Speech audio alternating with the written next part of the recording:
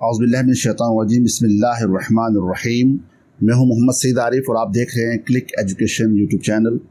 आज हम educational philosophies के एक अहम फ़लसफ़े पैरेललिज़म के ऊपर बात करेंगे और इंशाल्लाह आज की वीडियो भी साबिक़ा वीडियोज़ की तरह तशनीक़ान इल्म के लिए बहुत मुफीद होगी। ख़ास तौर पर वो स्टूडेंट्स जो BEd और M.Ed में ज़ेर तालीम हैं या वो स्टूडेंट जो मास्टर ऑफ़ एजुकेशन या कोई हेड मास्टर्स टीचर्स की टेस्ट की तैयारी कर रहे हैं, उनके लिए वीडियो बहुत मुफीद होने वाली है। वीडियो के आगाज़ से पहले गुजारिश है कि अगर आप हमारे चैनल पर नए हैं तो चैनल को सब्सक्राइब कर लीजिए और बेल आइकन पर क्लिक कर दीजिए ताकि आने वाली वीडियोज़ की नोटिफिकेशन आपको बर वक्त मिल सके। चलिए लेक्चर का आगाज़ करते हैं। आज का जो टॉपिक है पैरेललिज़म, इसे यूनिवर्सल करिकुलम भी कहा जाता है। पैरेललिस्ट इस बात पर यकीन रखते हैं कि वो चीज़ें पढ़ाई जाएँ जो हमेशा कायम रहने वाली हों। इनकी बुनियाद हक़ाइक़ की बजाय उसूलों पर रखी जाए, क्योंकि लोग इंसान हैं, इसलिए इन्हें पहले मशीनी और टेक्निकी उलूम की बजाय इंसानी उलूम पढ़ाए जाएँ और वोकेशनल एजुकेशन की बजाय उनको लिबरल जो एजुकेशन है वो उनको पढ़ाई जाए। अगरचे ज़ाहिरी तौर पर पैरेललिज़म हमें एसेंशियलिज़म की तरह नज़र आता है, लेकिन पैरेललिज़म पर्सनल डेवलपमेंट पर फोकस करता है जबकि एसेंशियलिज़म स्किल्स पर फोकस करता है। इसलिए एसेंशियलिस्ट का करिकुलम ज़्यादातर वोकेशनल और फैक्ट बेस होता है। दोनों फ़िलासफ़ीज़ अमूमी तौर पर टीचर सेंटर्ड होती हैं और ये प्रोग्रेसिज्म के बरखिलाफ स्टूडेंट सेंटर्ड फ़िलासफ़ी की मुखालफत करती है। उस्ताद तलबा में सोक्रेटिक मेथड के ज़रिए तनकीदी सोच को पैदा करता है। तो यही से जो है हम अपने लेक्चर का आगाज़ करते हैं और आगे लेके चलते हैं। पैरेललिज़म का जो टॉपिक है, इसके ज़ैल में अगर हम थोड़ा सा मज़ीद आगे चलें तो हमें इसकी डेफिनेशन नज़र आती है। Perennialism is a teacher centered educational philosophy that focuses on everlasting ideas and universal truth. यानी पैरेललिज़म एक ऐसी एजुकेशनल फिलॉसफी है जो टीचर सेंटर्ड है, यानी इसमें जो मरकज़ है एजुकेशन सिस्टम का वो टीचर है, यानी उस्ताद के गिर्द जो है वो सारा सिस्टम जो है वो डेवलप होता है। और इसके अंदर यूनिवर्सल ट्रूथ के ऊपर जो आलमगीर सच्चाइयाँ हैं उनके ऊपर जो है फोकस किया जाता है। और एवरलास्टिंग आइडियाज़, ये वो आइडियाज़ हैं जो एवरलास्ट हैं, जो हमेशा रहने वाली हैं। तो इसमें आलमगीर जो सच्चाइयाँ हैं और वो आइडियाज़ एवरलास्टिंग यानी हमेशा हमेशा रहने वाली हैं, उन पे फोकस किया जाता है। पैरेललिज़म को क्लैरिफाई करने के लिए ये सजेस्ट किया जाता है कि एजुकेशन को जो फोकस है वो आइडियाज़ पर रखी जाएँ। वो आइडियाज़ हों जो सेंचुरीज से चली आ रही है, जो सदियों से चली आ रही है, और उन आइडियाज़ के ऊपर यकीन किया जाता है कि ये उतने ही कारआमद और उतने ही बामानी हैं आज के दिन भी। आज से कई सदियों पहले जब वो लिखी गई थी उस वक़्त इनकी जो अहमियत थी आज भी उनकी वही अहमियत है। अब चलते हैं फाउंडर पे। इसके जो फाउंडर हैं, वैसे पैरेललिज़म को अगर हम स्टडी करें तो इनके दो बड़े स्कूल ऑफ थॉट नज़र आते हैं, दो मुख्तलिफ अंदाज़ फ़िक्र से मुतालिया किया जाता है। उसमें एक तो सेकुलर पैरेललिज़म है जिसमें रॉबर्ट हचिंस और मॉर्टिमर एडलर बड़े इनके पेश हैं। तो इसी सिलसिले में मैंने भी अपने लेक्चर में एज ए फाउंडर जो है सेंट थॉमस एक्विनस को सिलेक्ट किया, क्योंकि ये इटालियन फ़िलासफ़र थे और 1225 से 1274 तक इनका ईरा था।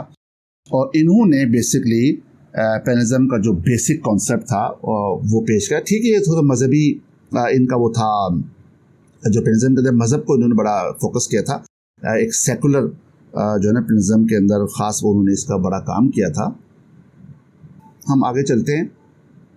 नेक्स्ट एक्सपोनेंट्स पर बात करें तो मॉर्टिमर एडलर जो कि कोलंबिया यूनिवर्सिटी में प्रोफेसर फ़िलासफ़ी थे, वो इसके एक्सपोनेंट हैं। तो फिर जैकुस मैरिट्रेन हैं जो अमेरिकन फ़िलासफ़र हैं, फिर रॉबर्ट हिचिंस हैं जो भी अमेरिकन फ़िलासफ़र हैं, और ये जो हैं इनके एक्सपोनेंट्स में इनका बहुत ज़्यादा जिक्र किया जाता है। अब हम चलते हैं कि पेरेनियल्स बेसिकली क्या है। पेरेनियल मीन एवरलास्टिंग, यानी पेरेनियल का मतलब होता है हमेशा हमेशा रहने वाली। Like a perennial flower that comes up year after year, यानी कि आपको समझो कि फूल की एक छोटी सी तस्वीर दी गई है। ये बेसिकली बताती है कि पेरेनियल फूल है और ये फूल साल ब साल हर साल जो है ये खिलता है और हर साल ये फूल जो है इसी तरह से अपनी खूबसूरती है वो सामने लेके आता है। Exposing the notion that some ideas have lasted over centuries, कि ये बयान किया जाता है कि बहुत सारी आइडियाज़ जो हैं वो सदियों से कायम हैं, सदियों से उसके ऊपर अमल किया जाता है, सदियों से उसके ऊपर सोचा जाता है, and are relevant today as when they were first conceive. और ये आज भी उतने ही कारआमद हैं जितना कि सदियों पहले इनको बयान किया गया था। आगे चलते हैं, इंट्रोडक्शन के ऊपर हम बात करते हैं। Parallelism philosophy of education is a very conservative and inflexible philosophy of education. Parallelism philosophy of education बहुत conservative और inflexible philosophy of education है, क्योंकि इस philosophy of education के अंदर हमें गैर लचकदार रवैया नज़र आता है और इसमें क़दामत पसंदी नज़र आती है। ये ज़ाहिर बात है, जब हम एवरलास्टिंग आइडियाज़ पे ग्रेट बुक्स की बात करते हैं तो बहुत पुराने ज़माने से चली आ रही है और फिलोसफर्स ने लिखा, थिंकर्स ने लिखा, और वो फिर आज तक उनको सही और उसी तरह से तस्लीम किया जाता है। Students are taught to reason through structured lesson and drills. Students को रीजनिंग सिखाई जाती है स्ट्रक्चर्ड लेसन और ड्रिल्स की मदद से, जिन्हें मुख्तलिफ एक्टिविटीज़ करवाई जाती है जिससे उनको पता चलता है कि इस दुनिया के अंदर इंसान जिस तरह से रह रहे हैं वो उनका ज़िंदगी को गुजारने का अंदाज़ कैसा है और उनको किस अंदाज से रहना चाहिए। तो लाइफ स्किल्स वगैरह जो इसके अंदर सिखाई जाती है। Parallelism philosophy of education is what helps in educators is to equip them with universal knowledge. इस फिलॉसफी के अंदर, इस एजुकेशन फिलॉसफी के अंदर जो मुतालिम हैं, जो स्टूडेंट्स हैं, उनकी मदद की जाती है कि वो यूनिवर्सल नॉलेज हासिल करें, वो नॉलेज हासिल करें जो आलमगीर हो, जिसकी जो सच्चाई है वो हर पूरी दुनिया के अंदर जो उसको तस्लीम किया जाए। Education is a preparation of life, preparation for life. In education ज़िंदगी के लिए तैयारी है, not an imitation of life. इन्हें वो ज़िंदगी को कॉपी करना नहीं है, ज़िंदगी को नकल करना नहीं है, बल्कि ज़िंदगी के लिए तैयारी करना है। और as the progressive insist it is not life itself. और अगर हम थोड़ा सा और अगर मज़ीद आगे बढ़ें तो हमें पता चलता है कि ये खुद एक ज़िंदगी नहीं है, बल्कि ज़िंदगी के लिए एजुकेशन ज़िंदगी नहीं है, बल्कि एजुकेशन एक टूल है, एक ज़रिया है जिसकी मदद से हम लाइफ के लिए प्रिपरेशन कर सकते हैं। आगे चलते हैं। Parallelism is the preferred educational term because of certain everlasting values to which we must return and which must be brought to the attention of all youth in the schools. यानी parallelism एक educational term है जिसको prefer किया जाता है, जिसको ज़्यादा अहमियत दी जाती है, इसलिए कि बहुत सारी एवरलास्टिंग वैल्यूज़ मौजूद हैं जिन्हें हम अपने जो स्कूल्स के अंदर जितने स्टूडेंट्स हैं हम उन तक वो पहुंचाते हैं। यानी ये समझिए कि जो हमारे बुज़ुर्गों की जो अक़दार हैं, हमारे बुज़ुर्गों की जो वैल्यूज़ हैं, उन्हें हम अपने अगली आने वाली जनरेशन में हम मुंतकिल करते हैं।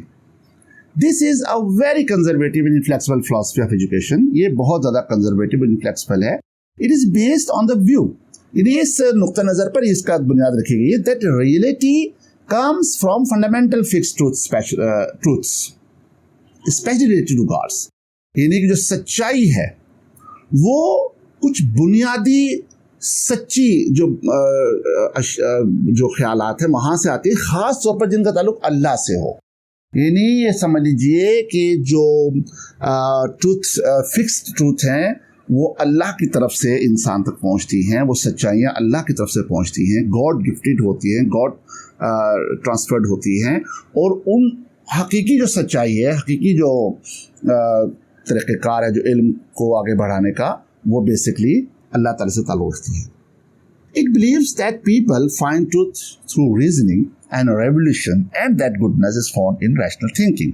यानी पैरेललिज्म के अंदर इस बात पे यकीन रखा जाता है कि लोग सच्चाई को तलाश करते हैं रीजनिंग की मदद से, यानी मुख्तलिफ वजूहात की मदद से, मुख्तलिफ जो इल्ल व शराए हैं हमारे, जो कायनात में मौजूद जो मुख्तलिफ कॉज एंड जो इफ़ेक्ट है, यानी कायनात में मौजूद जो मुख्तलिफ किस्म के जो वजूहात हैं और जो मुख्तलिफ किस्म के रेवोल्यूशंस हैं, उनकी मदद से हम जो सच्चाई है उसकी तलाश करते हैं और अक्ली दलीलों के साथ तलाश करते हैं। यानी हम सोचते हैं, हम तफक्कुर करते हैं, तदब्बुर करते हैं और फिर हम सच्चाई तक पहुंच जाते हैं। अब देखते हैं कि पेनिज्म इन एजुकेशन, एजुकेशन पेनिज्म कहाँ कहाँ पर हमें नज़र आता है। अगर हम थोड़ा सा जायज़ा लें, यहाँ पर मैं आपको एक रोक के कुछ चीज़ें बताऊँगा एक्सपीरियंस की, कि आप ज़रा देखिए कि हमारे स्कूल्स के अंदर हम बच्चों को पढ़ाते हैं, अगर तो सिलेबस चेंज नहीं हुआ तो चंद सालों के बाद टीचर उस सिलेबस पे इतना अबूर हासिल कर लेता है कि वो उसे याद हो जाती है, उसे पता लग जाता है कि इस सिलेबस में इतने चैप्टर्स हैं, इतने इसके अंदर टॉपिक्स हैं और इतने इनके कॉन्सेप्ट्स हैं। अब वो बच्चों को पढ़ाते हुए वो जस्ट एक रोबोटिक अंदाज से वो पढ़ा रहा होता है, ये समझ लीजिए वो रिप्रोड्यूस कर रहा होता है। ज़ाहिर वो साल ब साल पढ़ा के इतना उसका मुहावरा हो चुका होता है कि वो बच्चों को पढ़ाते हुए फिर उसको अलग से कोई चीज़ नहीं ऐड नहीं करनी पड़ती, बल्कि वो जो सिलेबस में मौजूद जो कंटेंट्स हैं, जो नॉलेज है, वो जो कॉन्सेप्ट्स हैं, उसे उस बच्चों में ट्रांसफ़र करना है। तो एक रोबोटिक अंदाज में, मशीनी अंदाज में ट्रांसफ़र करता चला जाता है और उसमें कोई ख़ास तब्दीली या कोई ख़ास चेंज नहीं आता। इसी वजह से आपने देखा होगा कि आजकल बुक्स के अंदर जो है, एक तो बड़ी रैपिडली चेंजेस आ रही हैं, या साल ब साल या 2-3 साल बाद सिलेबस चेंज हो जाता है, या वो उसके एक्सरसाइज के अंदर इस किस्म के क्वेश्चंस डालें जो रैशनल थिंकिंग से ताल्लुक़ रखते हैं, जो सिंथेसिस से ताल्लुक़ रखते हैं, जो एप्लीकेशन से ताल्लुक़ रखते हैं, ताकि टीचर जो है वो हर साल जो है बच्चों को नया नॉलेज दे सके, बट टीचर की जो नॉलेज है वो रिफ़्रेश रह सके और टीचर जो है वो नई से नई आइडियाज़ और नई से नई चीज़ें बच्चों तक पहुंचा सके। तो हमें कहीं ना कहीं पुराना जो ट्रेडिशनल जो हमारा सिस्टम ऑफ एजुकेशन था, जो कि कंजर्वेटिव भी था और इनफ्लेक्सिबल भी था, वहाँ पर हमें पेनिज्म का थोड़ी सी झलक हमें नज़र आती है। लेकिन बहरहाल हम जिस पेनिज्म की स्टडी करने जा रहे हैं वो थोड़ा सा ज़रा और ब्रॉड जो है ना वो स्पेक्ट्रम में है, उसको हम ज़रा मुताला करें तो पता चलेगा कि ये बेसिकली अमेरिकन जो है ना वो फ़िलासफ़ी है, और वहाँ पर जो अमेरिकन फ़िलासफ़र्स के और आथर्स की जो ग्रेट बुक्स थी, जो उनके वैल्यूज़ थी, उनकी जो थिंकिंग थी, वही बेसिकली आगे ट्रांसफ़र करने को पेनिज्म कहा गया। खैर हम आगे चलते हैं। द मोस्ट कंजर्वेटिव, ट्रेडिशनल और inflexible of the 5 philosophies of perennialism, इन जो 5 जो फिलासफीज हैं एजुकेशन, जो इंशाल्लाह आने वाले दिनों में भी डिस्कस करेंगे, उसके अंदर सबसे ज़्यादा कंजर्वेटिव, ट्रेडिशनल और इनफ्लेक्सिबल जो फिलासफी है वो पेनिज्म है। A philosophy drawing heavily from classical definition of education, और ये जो फिलासफी है, ये जो क्लासिकी तारीफ है एजुकेशन की, ये वहाँ से इसको ड्रा किया गया है। Penalists believe that education, like human nature, is a constant. ये पेनलिज्म के माहिरीन जो हैं वो यकीन रखते हैं कि एजुकेशन इंसानी नेचर की तरह कांस्टेंट है, यानी इसकी मुस्तकिल बुनियाद है। Because the distinguishing characteristics of human is the ability to reason, क्योंकि जो इंसान की बुनियादी जो खुसूसियत है, जो उसकी बुनियादी उसकी जो सिफत है, वो है रीज़न तलाश करना। यानी इंसान क्या करता है, कोई भी वाक़या होता है तो उसके अंदर वो रीजनिंग तलाश करता है। Education should focus on developing rationality, education जो है वो रैशनैलिटी को डेवलप करने के ऊपर फोकस करता है। ज़ाहिर है जब रैशनैलिटी यानी कि जो अकली दलील है, जो आप अपने जहन से तफक्कुर करके सोच के एक किसी चीज़ की रीज़न बिहाइंड द सीन तलाश करके जब आप किसी चीज़ की तह तक पहुंचते हैं, तो वो एजुकेशन का फोकस होना चाहिए। Education for the perennialist is a preparation for life. हम पहले डिस्कस कर चुके हैं कि पेनलिस्ट के नज़दीक जो एजुकेशन है वो ज़िंदगी की तैयारी है, ज़िंदगी के लिए तैयार करना है स्टूडेंट को। The student should be taught the world's permanencies through structured study, यानी स्टूडेंट्स को लाजमी तौर पर दुनिया की उन हक़ाइक़ के बारे में पढ़ाया जाए जो मुस्तकिल बुनियाद रखती है, जो मुस्तकिल तौर पर दुनिया में हमेशा से मौजूद और हमेशा तक मौजूद रहेगी, वो स्ट्रक्चर्ड स्टडी के ज़रिए उन बच्चों को पढ़ाई जाए। अब पेनिज्म के जो मानी हैं एजुकेशनल फिलासफी के पॉइंट ऑफ व्यू से, वो हम देखते हैं कि because human beings are essentially the same. अब ज़ाहिर बात है कि पेनलिस्ट ये मानते हैं कि पूरी दुनिया के जो इंसान है वो बराबर हैं, हर लिहाज से बराबर है। बुनियादी तौर पर उनकी सोच, उनका अंदाज, उनका जागना, सोना, खाना, पीना, उनकी शक्ल शबाहत और उनके आदात व खसाइल, ये सब सेम है। Education should be essentially the same for everyone. तो वो ये कहते हैं कि जब इंसान सेम है तो फिर उनके लिए जो एजुकेशन है वो भी सेम होना चाहिए सबके लिए।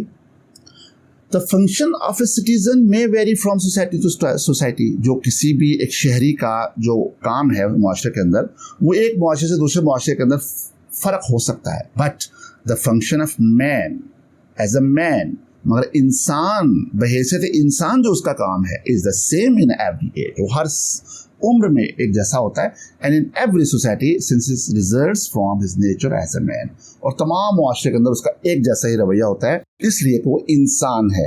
यानी ये समझ लीजिए कि अगर एक इंसान वैल्यू सीख लेता है, सिविलाइजेशन सीख लेता है, तो उसका फंक्शन थोड़ा सा वेरी कर सकता है शुरू से। ये जब हम एक फितरी तौर पर इंसान की फितरत को जब हम देखते हैं तो वो हर उम्र में, हर सोसाइटी में, हर जगह पर हमें एक जैसा ही नज़र आता है।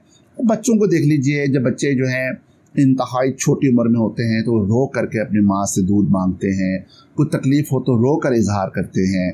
तो बच्चे जो हैं वो शुरू में इशारों के ज़रिए, मुख्तलिफ गेस्चर्स के ज़रिए जो है वो अपनी तकालीफ को बयान करते हैं और अपनी चीज़ों को वो डिमांड करते हैं। यानी ये इंसान की फितरत है कि वो शुरू से ही इंसान बहैसियत इंसान जो शुरू से अगर चेक करें तो हमें यकसा नज़र आते हैं। अगर हम थोड़ा सा इस्लामिक वैल्यूज़ के साथ टच करें इसको, तो हमें पता चलेगा कि इस्लामिक वैल्यूज़ से हमें पता चलता है कि इंसान अल्लाह ताला की फितरत पर पैदा होता है। ये हमारा मुआशरा है जो उसको मुख्तलिफ मज़ाहिब की तरफ मुंतकिल कर देता है। हमारा जो घर का माहौल है, जो मुआशरा है, वो उसको मजूसी, नसरानी या कोई दूसरे मज़हब की तरफ ले जाता है, लेकिन बुनियादी तौर पर वो फितरत इलाही पर पैदा होता है। तो इस्लाम जो है वो दीन फितरत है, तो हम कह सकते हैं कि हर पैदा होने वाला बच्चा बुनियादी तौर पर मुसलमान ही होता है, लेकिन आगे आने वाला जो मुआशरा है वो उसको फिर अपने रास्ते पर गामजन करवा देता है, वो उसका असर उसके ऊपर पड़ जाता है। The aim of an education system is to improve man as man. Education system का जो बुनियादी मकसद है वो ये है कि इंसान को बहैसियत इंसान जो है वो परवान चढ़ाया जाए। अब पैरलिज्म के अंदर जो एजुकेशनल एम्स हैं उन पर अगर हम ज़रा नज़र दौड़ाएं तो हमें पता चलता है कि for perennialist the aim of education is to ensure that students acquire understanding about the great ideas of western civilization. ये मैं पहले एक दफ़ा जिक्र कर चुका हूँ कि पैनलिस्ट के लिए जो एजुकेशन का मकसद है वो ये यकीनी बनाना है कि स्टूडेंट्स मगरबी तहजीब के जो ग्रेट आइडियाज़ हैं उनके बारे में अंडरस्टैंडिंग हासिल करें। The focus is to teach ideas that are everlasting. एजुकेशन का फोकस क्या है कि वो आइडियाज़ पढ़ाए जाएं जो एवरलास्टिंग हो, जो हमेशा के लिए रहने वाली हो। To seek enduring truth which are constant, और ऐसी सच्चाई की तलाश की जाए जो मुस्तकिल है, नॉट चेंजिंग, उनमें कोई तब्दीली नहीं होती। As a natural and human world और at their most essential level do not change. जैसे कि जो फितरती तौर पर जो इंसानी दुनिया है उसका भी अगर हम इसेंशियल लेवल के ऊपर हम जरा गौर करें पता चलता है उसमें कोई तब्दीली वाक़या नहीं होती। A panelist views nature, human nature and the underlying principle of existence as constant. जो पैनलिस्ट है वो ये कहता है कि जो नेचर है और ह्यूमन नेचर है ये तमाम चीज़ें जो हैं वो कांस्टेंट हैं, यानी इसके अंदर हमें तब्दीली नज़र नहीं आती। इंसान जब से पैदा हुआ और जब तक रहेगा उसकी नेचर वैसी ही है जैसे पहले थी और आइंदा भी वैसे ही रहेगी। It is a job of the school to provide an education. अब ये देखिए कि स्कूल की बुनियादी जिम्मेदारी है कि वो बच्चों को तालीम मुहैया करे on the basis of which education. लेकिन कौन सी एजुकेशन, किस एजुकेशन की बुनियाद पर? तो student later after graduation can rationally initiate the efforts for social reforms, कि इस तरह से बच्चों को पढ़ाया जाए कि आफ्टर ग्रेजुएशन स्टूडेंट्स रैशनली तौर पर कोई ऐसी कोशिशें कर सकें जिससे सोशल रिफॉर्म आ सके, मुआशरे में चेंज आ सके और पॉलिटिकल एक्शन जो है वो इम्प्रूव हो सके। The main aim of education is development of the intellectual and spiritual capabilities of the individual to their highest level.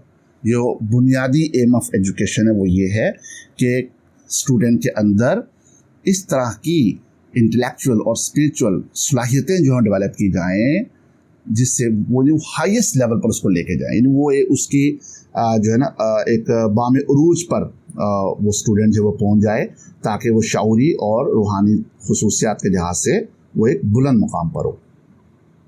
अब आगे चलते हैं importance of books in education. चूँकि ज़ाहिर बात है बार बार ग्रेट बुक्स की बात की जाती है तो उसकी क्या अहमियत है। Panelists believe that the focus of education should be the ideas that have lost it over centuries. यानी पैनलिस्ट ये यकीन रखते हैं कि एजुकेशन का फोकस उन आइडियाज पे होना चाहिए जो सदियों से कायम है.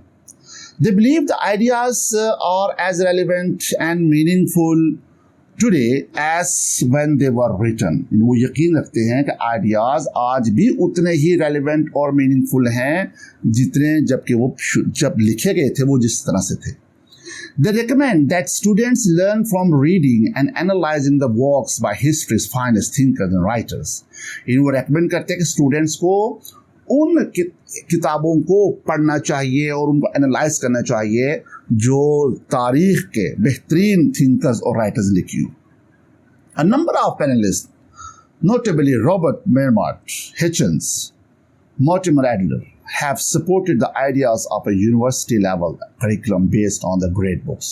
ये बहुत सारे जो पैनलिस्ट हैं, ख़ास तौर पर जिसमें रॉबर्ट मेनार्ड हिचन्स हैं और मॉर्टिमर एडलर हैं, ये लोग इस आइडिया को सपोर्ट करते हैं कि यूनिवर्सिटी लेवल का जो करिकुलम है वो ग्रेड बुक्स के ऊपर ही बेस होना चाहिए. Panelism and education. The aim of an education system is to improve man as man. जो मेन है एजुकेशन सिस्टम वो क्या है कि इंसान को इंसान के तौर पर परवान चढ़ाया जाए. The focus is to teach ideas that are everlasting. Focus ये होना चाहिए कि वो आइडियाज पढ़ाए जाएं जो एवरलास्टिंग हो. Education should focus on developing rationality. और एजुकेशन का फोकस होना चाहिए कि वो इंसान को अक्ली शऊर जो है ना उसके अंदर पैदा करे. Perennialism is a teacher centered educational philosophy. Perennialism जो वो टीचर सेंटर्ड एजुकेशनल फिलॉसफी है that focuses on everlasting ideas and universal truth. Panelists believe that education, like human nature, is a constant. यानी पैनलिस्ट बिलीव करते हैं कि education भी वैसे ही constant है जैसे ह्यूमन नेचर कांस्टेंट है. Education for the panelist is a preparation for life, and students should be taught the world's permanencies through structured study. ये हम पहले पढ़ चुके हैं पॉइंट कि एजुकेशन जो है वो पैनलिस्ट के नज़दीक ये है कि वो ज़िंदगी के लिए बच्चे की तैयारी कर सके और बच्चे को वो चीज़ें पढ़ाई जाएँ जो पूरी दुनिया के अंदर जो है वो मुस्तकिल हैसियत रखती है. एम्स ऑफ एजुकेशन की बात अगर हम कर लें तो because human beings are essentially the same, education should be essentially the same for everyone. The function of man as a man is the same in every age and in every society. चीज़ें just आप समझिएगा summarize हो रही है. For perennialist the aim of education is to ensure that students acquire understanding about the great ideas of western civilization. The focus is to teach ideas that are everlasting. Ultimate aim of educations are held to be the same for all men in all time and places. यानी जो ultimate aim of education है वो ये है कि इस तरह का वो एम ऑफ एजुकेशन हम डेवलप करें जो हर वक्त और हर जगह पर तमाम इंसानों के लिए यकसा हो. अब ज़रा देखते हैं करिकुलम के ऊपर बात करते हैं कि curriculum the student should be taught such basic subjects as English languages, history, mathematics, natural science, philosophy and fine arts. इन्हें बच्चों को हमने शुरू के तमहीदी बयान में जिक्र किया कि इसके अंदर वो वोकेशनल और टेक्निकल उलूम की बजाय इंसानी उलूम पढ़ाने पे तवज्जो देते हैं. वो उलूम जिसका ताल्लुक डायरेक्ट इंसान के साथ हो. तो बेसिक जो सब्जेक्ट्स हैं जैसे कि इंग्लिश लैंग्वेज है, ज़बान जिसको कहते हैं ज़ुबानदानी, और तारीख़ है, रियाजी है, जो नेचुरल साइंस है, फ़िलासफ़ी है, फाइन आर्ट्स हैं, फ़नून लतीफ़ा हैं, ये तमाम वो सब्जेक्ट हैं जिनका ताल्लुक इंसान से डायरेक्ट है और इंसान जो इसमें इन्वॉल्व होता है. The perennialists curriculum is universal and is based on their views that all human being possess the same essential nature. जो पैनलिस्ट करिकुलम है वो यूनिवर्सल है, पूरी दुनिया के इंसानों के लिए यकसां है और इस बात पे यकीन रखता है कि इस जो पूरी दुनिया के इंसान हैं वो सेम एसेंशियल नेचर रखते हैं, लिहाजा उन सब के लिए सेम जो है ना करिकुलम होना चाहिए. Panelists recommend that students learn directly from reading and analyzing the grade books. ये panelists recommend करते हैं कि students grade books को पढ़ के और analyze करके उससे directly इल्म हासिल करें. Panelists, the emphasis is on a humanistic education. ये जो panelists हैं वो इंसानी उलूम के ऊपर जो है ना वो ज़्यादा जोर देते हैं. ये हम तमहीदी बयान भी जिक्र कर चुके हैं. ये इंसानी उलूम है उसके ऊपर इनका ज़्यादा जोर होता है. Method of teaching. अब इसके अंदर जो टीचिंग मेथड्स हैं जो पैनलिस्ट पढ़ाते हैं वो जिन मेथड्स को फॉलो करते हैं उनका थोड़ा सा मुख्तसर से जायज़ा ले लेते हैं. कि पहले आगे साइंटिफिक रीजनिंग, नॉट फैक्ट्स. यानी बच्चों को बजाय ये क्या फैक्ट्स बताएं, अब उनको रीजंस बताएं. जब उनको रीजनिंग बताएंगे तो वो फैक्ट खुद ही पहुँच जाएंगे. Lecture method. Memorisation of material, इनको जो मुख्तलिफ ग्रेड बुक्स के जो आइडियाज़ हैं, जो वैल्यूज़ हैं, वो मेमोराइज करवाई जाए। रिसाइटेशन मेथड, ये भी मेमोराइजेशन से मिलता जुलता कि बार बार उनको दोहरा के उनको याद करवाया जाए। ड्रिल मेथड, इनको बाकायदा एक्ट करके और उसको मौका दिया जाए कि वो उसको प्रैक्टिकली उसको परफॉर्म कर सके। टीचर गाइडेंस गाइडेड सेमिनार्स, यानी ऐसे सेमिनार्स करवाए जाए जिसमें टीचर जो है ना गाइड करे और बच्चों को मुख्तलिफ वैल्यूज़ के बारे में आगाह करे। सोक्रेटिक डायलॉग्स, सोक्रेटिक डायलॉग्स जो एक क्वेश्चन आंसर मेथड है कि बच्चों के अंदर सवाल जवाब के जरिए उनके अंदर जो लर्निंग को जनरेट किया जाए। फिर म्यूचुअल इंक्वायरी सेशंस, यानी ऐसे सेशंस करवाए जाएं, बच्चों के ग्रुप डिस्कशंस करवाई जाएं कि जिसके अंदर वो किसी ख़ास टॉपिक की जो रीजंस हैं उसके बारे में वो इंक्वायरी करें। एजुकेशन फॉर एक्सप्लेनिंग कॉन्सेप्ट्स, यानी एजुकेशन इस सेंस दी जाए कि कॉन्सेप्ट्स को एक्सप्लेन करे। आगे चलते हैं। Role of teacher, perennialism education philosophy के अंदर जो टीचर का रोल है वो है कि the teacher is a mental disciplinarian with highly developed logical skill, capable of teaching logical thinking and the use of reason to his students. ये जो टीचर है वो एक ऐसा इनके इन बच्चे की जहनी नशोनुमा को बेहतर बनाने के लिए लॉजिकल, जिसके अंदर बहुत ज़्यादा स्ट्रॉन्ग लॉजिकल स्किल्स हों, ऐसा टीचर होता है जो बच्चों के अंदर स्टूडेंट्स को रीजनिंग के ज़रिए लॉजिकल थिंकिंग की तरफ लेके जा सकता हो। The teacher must have the ability to work with the natural tendencies of the students towards reasons. यानी टीचर के अंदर ये एबिलिटी हो कि वो बच्चों को कुदरती तौर पर, जो उसके अंदर एक रुझान होते हैं ना, बच्चे में जो कुदरती रुझान होता है उसको ज़ेर असर लाते हुए बच्चों के अंदर रीजनिंग की तरफ उनको लेके जाए। The teacher must serve as a benevolent taskmaster, exercising the minds of the student in order to help them develop their rational faculties. यानी जो टीचर है वो बच्चों के लिए एक मददगार और बच्चों के कामों को पाए तकमील तक पहुंचाने वाला जो है ना एक रहनुमा के तौर पर वो काम करता है, और वो स्टूडेंट्स के दिमागों को इस अंदाज से उनकी मशक करवाता है ताकि वो रैशनल फैकल्टीज़ की तरफ उनकी जहन जो डेवलप हो सके। यानी इस तरह की वो एक्सरसाइज बच्चों को करवाता है, इस तरह की एक्टिविटीज़ करवाता है, इस तरह इस अंदाज से पढ़ाता है कि बच्चों के अंदर रैशनल थिंकिंग जो है वो डेवलप होती है। डिसिप्लिन की बात करें तो चूंकि ये बहुत ज़्यादा कंजर्वेटिव और इनफ्लेक्सिबल है, तो डिसिप्लिन भी ज़ाहिर बात है बहुत ज़्यादा होगा। Man are free not determined, they are responsible for their actions. इंसान चूंकि आज़ाद हैं तो लिहाजा वो अपने कामों के लिए भी उसके जिम्मेदार हैं। We can not excuse a child's action, हम किसी बच्चे के किए हुए काम को नज़रअंदाज नहीं कर सकते बिकॉज ऑफ हिज एनवायरनमेंट और पर्सनल प्रॉब्लम्स, कि वो उसके एनवायरनमेंट और पर्सनल प्रॉब्लम्स की वजह से हम उसको एक्सक्यूज कर दें, ये पॉसिबल नहीं है। Because man are rational, they must live rationally, क्योंकि इंसान अक्ल रखता है और उसको अकली अंदाज से ही रहना सीखना चाहिए। Student should be taught hard work, student को हार्ड वर्क सिखाना चाहिए, respect for authority and discipline, और उनको असातिज़ा का और जो बड़े हैं उनका एहतराम सिखाना चाहिए और उनको नज़्म ज़ब्त सिखाना चाहिए। Discipline in the classroom is essential to learning, classroom के अंदर मौजूद जो डिसिप्लिन है वो लर्निंग के लिए बहुत ज़रूरी है। यानी कि इस जो फिलॉसफी एजुकेशन के अंदर क्लासरूम की डिसिप्लिन को बहुत ज़्यादा अहमियत दी गई है। और इसके बाद फिर हम जो है आज का जो सिलसिला है उसको हम ख़त्म करते हुए लास्ट में हम एक सेइंग जो है उसको हम देख लेते हैं कि एजुकेशन इम्प्लाइज टीचिंग, कि एजुकेशन जो है वो हम टीचिंग की मदद से एजुकेशन को बच्चों तक पहुंचाते हैं। टीचिंग इम्प्लाइज नॉलेज, और जब बच्चों को हम पढ़ाते हैं तो उससे नॉलेज आगे डिलीवर होता है। नॉलेज इज ट्रूथ, और जो नॉलेज हम बच्चों को देते हैं वो सच्चाई है। The truth everywhere is the same, और सच्चाई पूरी कायनात में यकसां होती है। Hence education should be everywhere the same, लिहाजा एजुकेशन को भी हर जगह पर सेम होना चाहिए। ये एक पैनलिज्म के पॉइंट ऑफ व्यू से एक सेइंग था जो आपने पढ़ा, और उम्मीद करते हैं कि आज का जो लेक्चर है वो आपको पसंद आया होगा। कोशिश की है कि टॉपिक को समराइज अंदाज से जो है आप तक पहुंचाया जाए। इंशाल्लाह बहुत जल्दी जो है नेक्स्ट जो वीडियोस हैं वो भी इंशाल्लाह आप तक पहुंचेंगी। तो आप सबकी पसंदीदगी का बहुत बहुत शुक्रिया। कोई सजेशन हो, कोई राय हो, आपकी कोई इनपुट हो तो आप कमेंट्स में ज़रूर दीजिएगा। अगर वीडियो को पसंद आई है तो लाइक करें और अपने सर्कल में, अपने दोस्तों में शेयर कीजिए, और अगर आप हमारे चैनल पर नए हैं तो फिर सब्सक्राइब कर दीजिए। और ये हमारे लिए हौसला अफजाई का बायस बनता है। इन्हीं बातों के साथ आपसे इजाज़त चाहूँगा। वस्सलामु अलैकुम वरहमतुल्लाहि वबरकातुहू।